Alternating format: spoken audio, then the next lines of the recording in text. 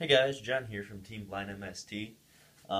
Bringing you a little bit of a recap and a deck profile from the OTS day last Saturday. Unfortunately, I was not able to bring it home. I was 4th place after Swiss. I made it into the top 8, and I ended up losing to a person I had beaten earlier in the tournament. It was a really close game. Clifford, it was against Clifford. It was funny because those were the only 2 games I lost to Clifford all day, but they were both in the same match, so sucks to suck, I guess. It was a really close game, though. So, I ended up, like I said, it was just top. I kind of scrubbed out at the end, so it's nothing to write home about. But anyways, this is my OTS day recap and deck profile of Ritual Beasts.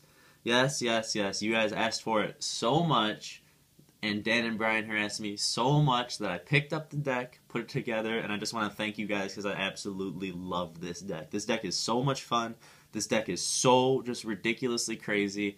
Just the combos you can do. You just sit there and you look at your hand and you get the gears turning. You're like, oh my gosh, I can search 3 times and just make a huge push right here.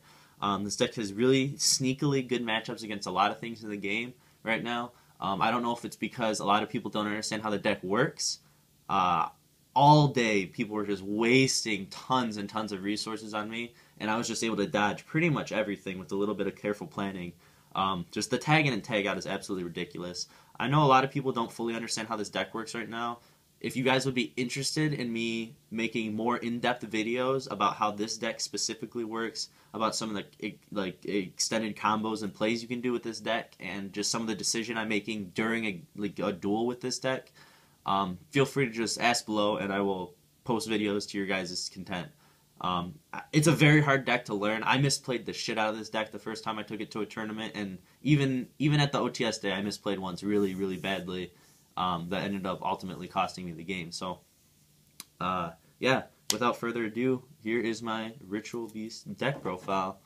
This deck runs a lot of monsters, which is funny because I actually had a duel. I had a duel where I went 10 turns without opening a monster. That's also kind of why, or without getting a monster. That's also kind of why I lost. But I run triple Tamer Elder. This is pretty standard. I hesitate to say anything standard with this deck. I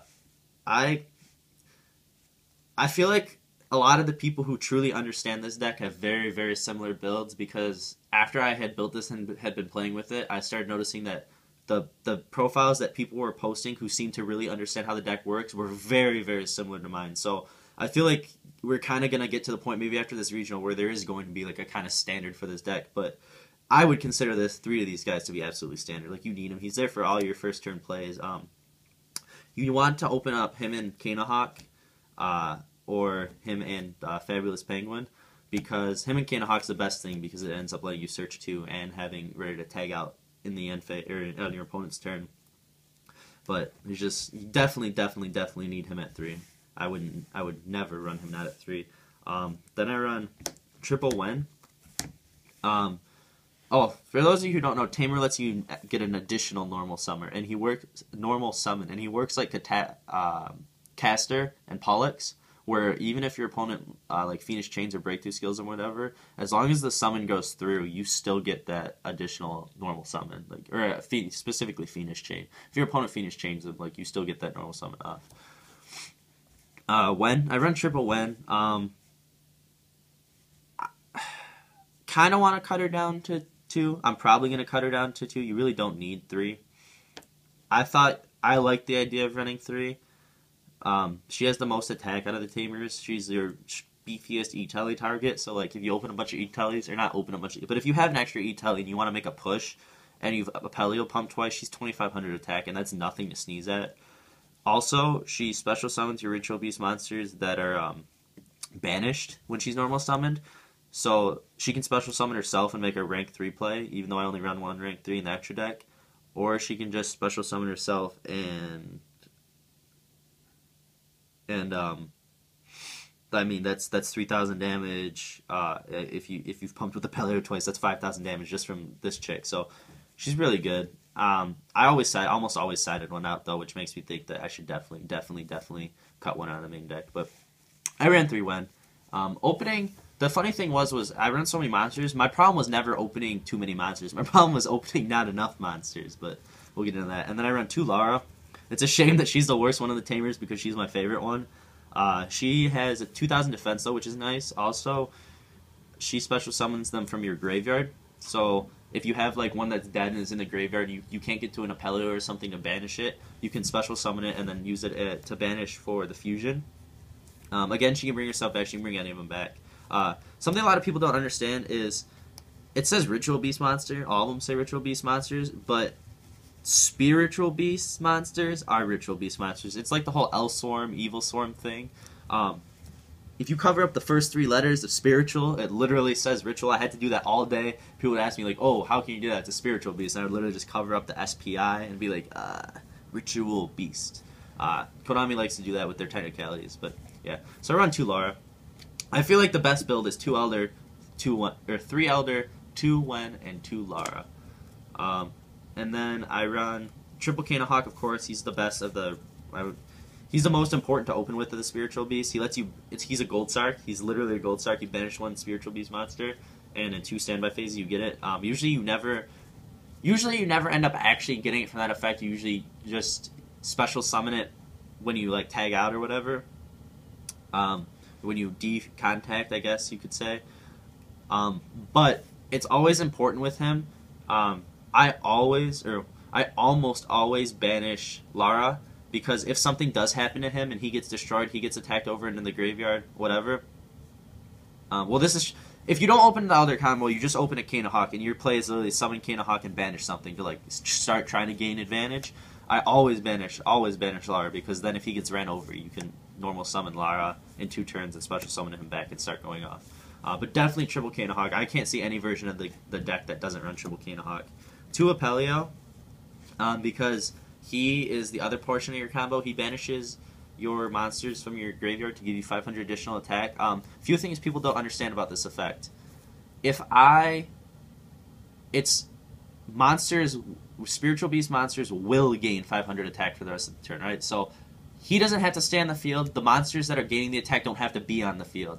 And what I mean by that is if I start my turn off with Apelio, banish, all my monsters for the rest of the turn gain 500 attack.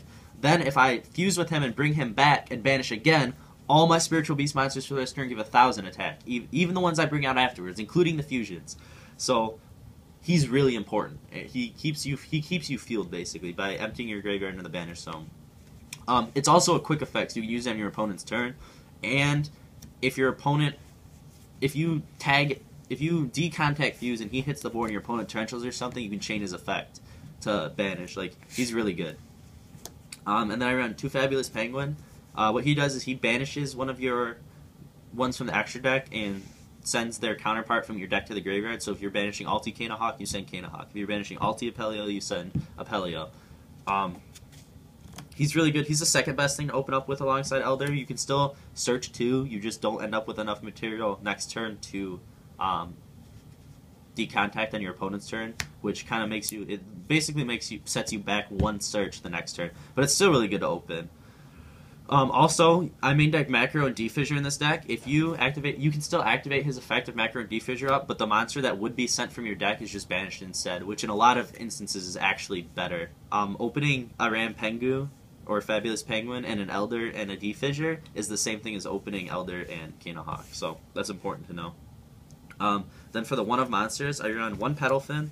A lot of people know him as Pink Dolphin. I don't understand how this became such a an internet it's kind of like a joke in and of itself now, but someone was just basically explaining to me like everyone was pulling a bunch of them, and it's such a useless card that everyone was just pissed about it. But this card is actually really good.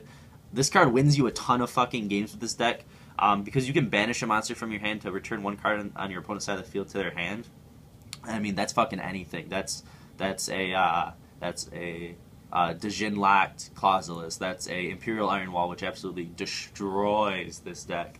It's a lot more useful than you would think it is. And then I run 1 Recover. This is kind of like a glow up bulb. It's a level 1 Psychic Tuner.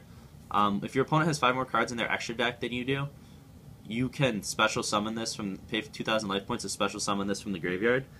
And its effect is actually once per turn, so you can use it more than once a duel. So it's pretty good. Against Cliff Forts, this is really live, but you can make it live against any deck just by using Rampengu's effect to send from your extra deck and tagging in and out properly. It's it's really good. And then I run one Tempest. I know a lot of people say Tempest isn't good in this deck. I've never had Tempest and been sad about it ever. You can send it with Foolish. You can do a bunch of things. I don't run Dragon Shrine. I was running Dragon Shrine, but what I found when I ran Dragon Shrine was every time I would open Dragon Shrine, I would also open Tempest. So I made a last-minute executive decision that I was actually really happy with. I teched out the Dragon Shrine, and I teched in Silpheed. The reasoning behind this is opening Silpheed isn't as good as opening Dragon Shrine in some cases, because Tempest is just like better for the deck than Silpheed is in a lot of cases, because you get the 2 banishes instead of 1, and it's stronger. Just a whole bunch of reasons, and you can make the synchro plays with Recover. But it's better to open up a Tempest and a Silpheed, and Silpheed's not bad. For those of you who don't know what it does, you banish one wind monster from your graveyard and special summon him. He's level 4. He's a 1700 attack beat stick. Nowadays it's not technically a beat stick, but back in the day it was. And so it's basically just a free level 4. The one thing with this deck is when you make rank 4 plays, you usually set yourself back pretty far because you don't want your monsters sitting underneath an Exceed monster, and you don't want to send your monsters to the graveyard after you use his effect. So Silpheed really lets you use your rank 4s more, and like I said, it just gives you that 1 banish that you usually need. So I like this a lot, actually. I'm really happy that I went with 1 Tempest and 1 Silpheed instead of a Dragon Shrine and a Tempest. That's it for the monsters. That's a lot of monsters. It's 1, 2, 3, 4, 5, 6, 7, 8, 9, 10, 11, 12, 13, 14, 18, 19 monsters. Oh my goodness. 19 monsters, and I played 10 turns of Yu-Gi-Oh! Without seeing one, including my starting hand, so it's pretty disgusting. But anyways, you thin a lot of them out of the deck, so it's really not as like cloggy as it seems.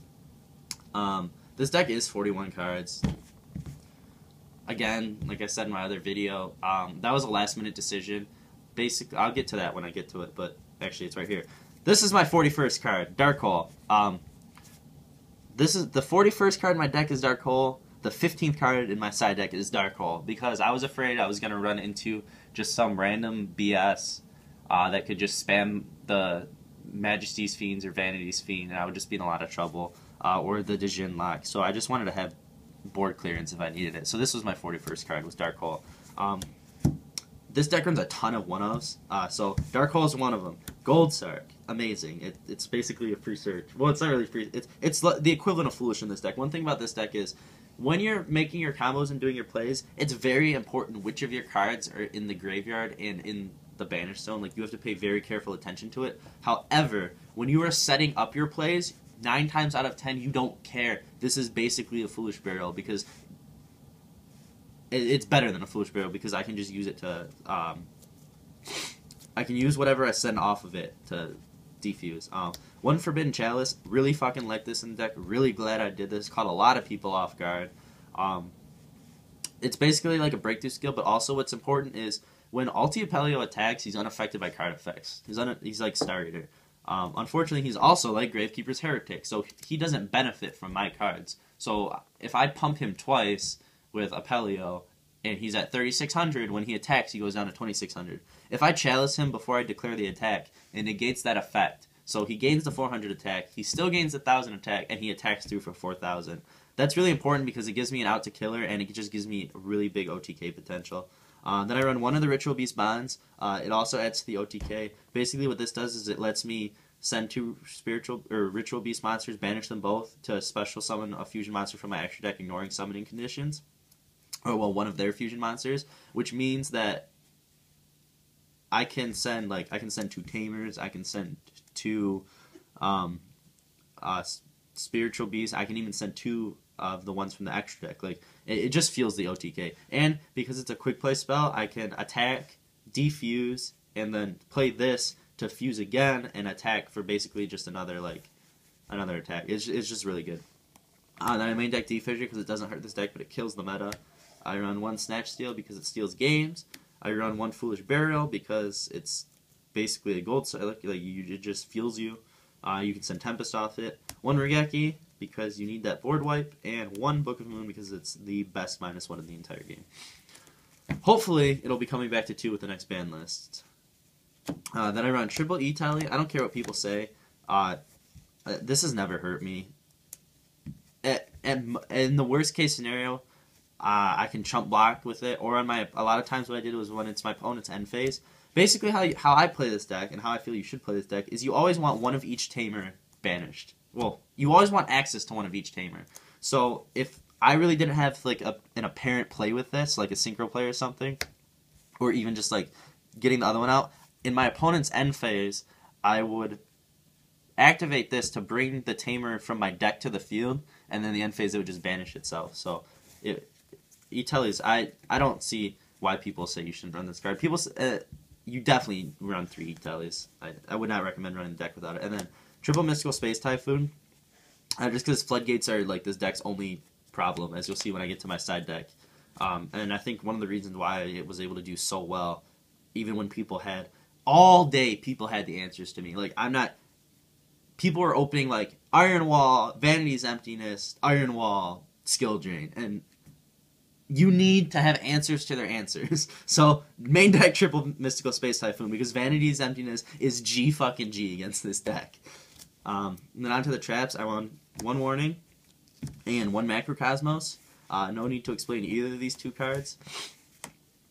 And then I run double Ambush. I don't feel like you need 3. You can search it. Typically, your games don't last long enough for you to use more than 1. That being said, I do have a habit of searching out all of my like spell and trap targets by turn 2. This deck's crazy fast when it starts a combo, right? But the card's really good. It lets you. It's basically a Bouge Incarnation, except it doesn't care where the monsters are. Banished or in your graveyard. Like, you don't need them in any specific place. You just have to have 1 Tamer and 1 Spiritual Beast. This is really good. And I run triple Steeds because this card is absolutely disgusting. It's like a Fire Lake, except it doesn't target, and when I activate it, you have no clue how much of your shit I'm actually going to blow up, because I can defuse, or I can A-Telly for more targets, or there's just a ton of stuff I can do. This card's amazing. This card is the reason this deck has such a good matchup against like Cliffforts, or I think this deck has a really good matchup against Cliffforts. I had no issue beating them at all, really, except like I said, except the one match that I lost. But that was just because I opened Super Brick. That had nothing to do with like the matchup. Just absolutely amazing. That's it for the main deck. Onto the extra deck. I run. I'll start with the fusions. I feel like you have to run 2 of each of them if you're gonna run Pettlephin, or not Pettlephin. Fabulous Penguin, Rampengu. Because just for the dump. So I run 2 Alti Pettlephin, just in case I have to dump one and then want to go into one later. I run triple Alti Apelio. This card's amazing. I would never not run 3 of these because this is always going to be the one that when you're OTK, you're going to go into, basically you're going to use all 3 of these. You're going to go into 2 of them, attack, probably attack with like a Wen or something, and then if they don't have anything at the end of that, then that's when you play your quick play, send these, and go for game with this. Because if they didn't respond to the first ones, they sure as hell can't respond to the last one. Also, this eats Necros. It just nom. They go to Valk you, and they banish their card, and they send Valk, and then you say, okay, attack goes through. And they just like look at you well, no, your battle phase ends. Valk does not stop the battle phase if it cannot stop the attack. If you do not negate the attack of the monster, Valk does not, his effect does not go off. So Alti Apelio pushes right through it. Also, all the other fusions also push right through it, because if they activate Valk, I can say, okay, chain effect, they defuse, Valk's effect is not valid because he did not negate the attack. Just so you guys know. Alti Apelio is really good. And then I run triple Alti Cannahawk. The reason I run 3 is because you almost always fuse into 2 of them. On a lot of plays, sometimes I will just attack with 2 of these that have been pumped twice, so 24 and 24, because my opponent doesn't have background, instead of going into the other ones for the 26 and get an extra search off. And just maybe, I might be negging myself in the sense of sending too many cards from the banished pile into my graveyard, but I'm getting so many searches off with those powerful trap cards, I really just don't care. And you always want to be able to send one. Basically, how I treat these fusions is I always run 1 more than I want to use, just so that I can send off of Rampengu. That's it for the fusions. Onto the Exceeds. I run Cowboy because this deck can OTK pretty hard, but it can also have it can almost OTK pretty much always. Like, you can almost always get them within that 800. The only problem then is hopefully you can still detach, or ambush or something that lets you get to the rank 4s, because like I said, going into a rank 4 at the end of your turn is kind of hard. One Castelli to get rid of problem cards. Lightning Chidori is absolutely disgusting. I only run 1 in this build, basically because, like I said, you very rarely... Making 2 in 1 duel just seems asinine. I don't know if you would ever actually... You pretty much get 1 XYZ per game, if you even want. You usually don't need them, but Lightning Chidori is disgusting if you can resolve it against somebody. If you put a useless card back on top of their deck, you're pretty much winning that duel. If you put the card that they needed to beat you back on the bottom of their deck, you're pretty much winning that duel. And then, of course, a Lavable Chain. You can either stack the monster you need, or you can send that Tempest to the graveyard. And 1 Totem Bird. It's basically a Sheehan. This is kind of why I ran 3 Wens, is because I wanted to run Totem Bird. And Wen can special summon Wen, and then make a Totem Bird, and when you're pushing for game. It's pretty good. I'm probably going to cut it just because I'm going to cut the Wens, and I never made it, at least not on OTS day. I've made it online once or twice, but it's really just a win more card. It's very situational that you can even summon it, and it's almost never the best play, so I'm probably going to end up cutting that. And then for synchros, I run 1 Stardust because I run Recover and Tempest. Sometimes, if I can, the best possible opening play for me is like the Elder Cannahawk combo, search for Ambush and Steeds, set Ambush and Steeds, have a fusion monster still on the field, and then use like an instant fusion and a Tempest to use Tempest to banish those 2. So now I have 4 targets in my banished pile to use, and I instant fusion for the Recover, and then go into Stardust. So now they can't MST the trap card that I need to save, basically. Like I said, I'm not worried about dodging spells and traps with the monsters, because I can just always defuse, but protecting my back row is kind of real with this deck, so that's why I really like Stardust. And then I'd actually run 1 Hot Red Dragon Archfiend, basically because rank 4s are so hard to make in this deck that if I need to Exiton, I need to Exiton. It's usually monsters I need to wipe. So against things like Cliffworts, if Cliffworts have fail to OTK you, which actually isn't impossible, with how you can just detag everything and just clog the field, and you have a macro defisher up, and then you Hot Red Dragon Archfiend them, like, they're gonna be in a real bad mood. So that's it for the extra deck.